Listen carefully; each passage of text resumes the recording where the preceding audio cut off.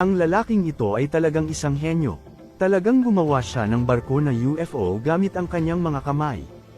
Una, marami siyang materyales na binasa. At batay sa hugis ng mga UFO, ginuhit niya ang mga plano sa lupa, gamit ang buhangin upang makagawa ng isang modelo. Sa puntong ito, makikita mo, pinutol at pinroseso niya ang ilang honeycomb foam board, at inilagay ang mga ito sa loob ng UFO, gamit ang mga tornilyo.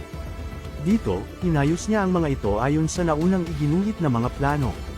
Nang maayos, nilagyan niya ng coat ng puting pintura ang buong ibabaw.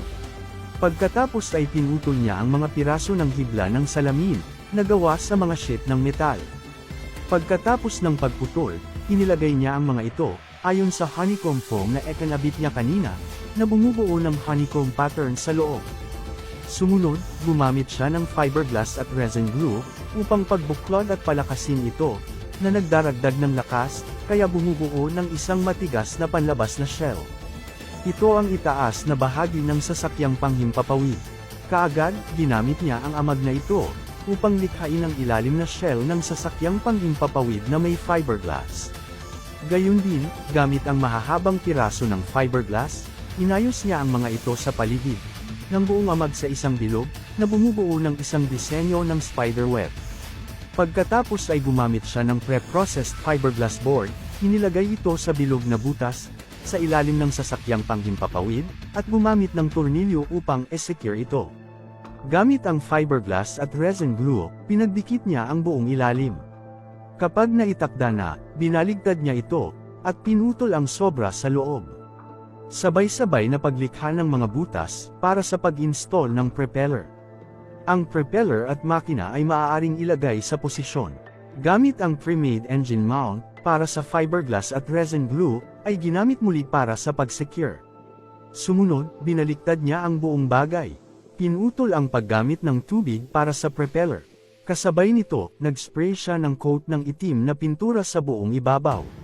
Pagkatapos mag-spray ng pintura, maaari niyang tipunin ang dalawang iba pang bahagi ng magkasama. Sumunod, tinanggal niya ang mga trapezoidal foam board na inilagay niya kanina. Ito ang pintuan ng buong barko, at kailangan ding tanggalin ang iba pang hugis na foam board. Pagkatapos tanggalin, gumamit siya ng pamutol, upang maayos na putulin ang mga gilid.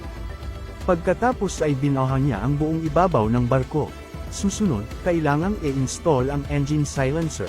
Dahil ang espasyo ng cabin ay medyo maliit, kailangan niyang pumili ng tamang sukat para sa pinakamahusay na epekto. Oras na upang i-install ang propeller direction device. Ito ay susi sa pagtukoy kung ang buong speedboat ay magiging flexible. Gumamit siya ng mga bakal na cable para i-connecta ang mga ito sa manibela sa harap ng cockpit. Dumating ang pag-install ng mga upuan sa espasyo sa cockpit. Tulad ng para sa mga bintana ng makina, kailangan itong gawin gamit ang fiberglass at resin glue. Susunod, ang buong ibabaw ng UFO speedboat, at ang ilalim ay na-spray ng isang coat ng kulay abong pintura. Ang kulay abong pintura ay nagdagdag ng kahulugan ng misteryo. Naglagay siya ng dalawang naprosesong fiberglass board sa pinto at idinisenyo ang mga ito sa mga coil na double door. Gamit ang square tubes, gumawa siya ng dalawang door hinges. Pinutol niya ang mga parisukat na tubo, inayos ang mga anggulo, at inilagay ang mga ito. Ngunit bago i-install, ang mga pinto ay kailangang spray din ng kulay abo. Ang loob ng pinto ay natatakpan ng malambot na telang peles. Susunod, ginamit ang pandikit, upang tipunin ang mga bisagra at mga pinto.